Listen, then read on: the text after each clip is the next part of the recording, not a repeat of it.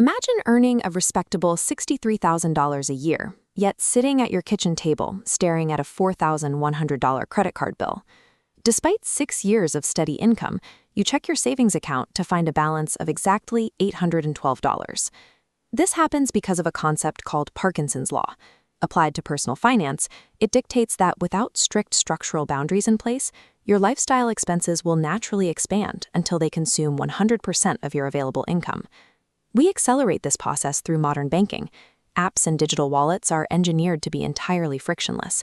A quick tap of your phone completely bypasses your brain's fear center, making the physical loss of money invisible to you. Chronic financial stress rarely comes from a lack of income. Being broke on a middle-class salary is simply the mathematical result of operating inside a frictionless system designed to extract your wealth. In Okinawa, there is a cultural practice called Hara Hachi Bu. Physically, it means eating only until your stomach is 80% full. We can translate this physical habit into a rigid architectural blueprint for your money. You establish a permanent, non-negotiable rule. You cap your total lifestyle expenses at 80% of your income, purposefully leaving a 20% margin. This chart shows the stark difference between the standard American savings rate and that 20% margin. The average person saves roughly 4% of what they make. On a $60,000 salary, that generates a meager $2,400 a year. By contrast, enforcing an 80% lifestyle cap leaves you with $12,000 in raw, unspent capital. If you take that $12,000 margin and invest it at an average 8% return, the math compounds aggressively. Left alone to grow over 30 years, that 20% margin turns into $1.4 million. Reaching a millionaire retirement does not require a six-figure tech salary. It strictly requires mathematically protecting this 20% margin. The primary defense mechanism against Parkinson's Law is a habit called chokin.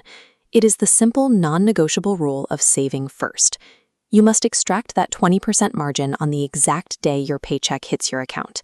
This has to happen before you pay a single bill or buy a single coffee. The standard approach in the West is backwards. We spend what we think we need and promise to save whatever is left over at the end of the month. Because our expenses inevitably expand to fill the available space, this method guarantees failure. There will never be anything left. By setting up an automatic transfer on payday, you secure your wealth before you ever have the chance to spend it. You eliminate the need for daily financial willpower. With the margin safely extracted, you now have to survive on the remaining 80%. To do that, we use Kakeibo, a physical, handwritten budgeting notebook invented in 1904. Writing your expenses by hand introduces deliberate cognitive friction back into your life. When you physically write down the cost of a takeout meal with a pen, your brain is forced to register the reality of that choice. It hurts a little bit, and that is exactly the point. To adapt to this system without giving up, rely on invisible 1% cuts. Cancel one unused subscription this month, lower one insurance rate next month. Small adjustments bypass mental panic that usually makes people abandon their budgets.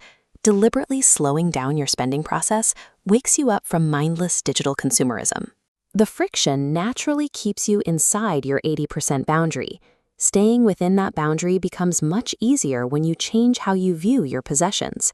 This begins with Mottainai, a deep cultural regret over wasting a useful resource.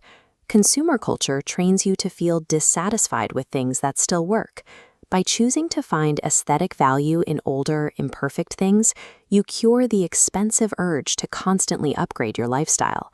Choosing to repair a scuffed phone or patch a torn jacket instead of immediately throwing it away keeps thousands of dollars in your pocket over a lifetime. Once the regret of wasting a perfectly good item outweighs the brief thrill of buying something new, living on 80% of your income feels completely effortless.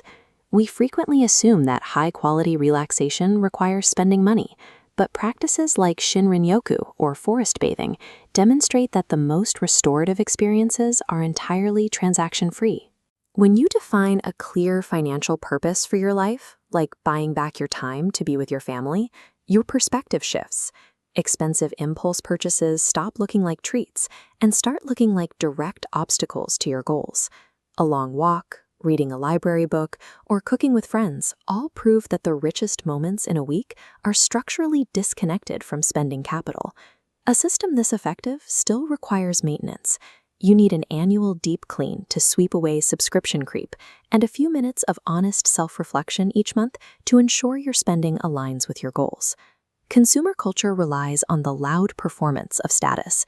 It is an environment built on visible consumption, designer labels, and constant commercial noise, mostly funded by chaotic, high-interest debt. The alternative is Sutsumashi, the practice of living modestly and quietly. Under this framework, wealth is not posted on social media or worn on your wrist. It is kept entirely hidden. By respecting money as a finite resource and automatically extracting a 20% margin, you eliminate financial panic. You can take a thoroughly average salary and use it to build a quiet, unbreakable financial fortress.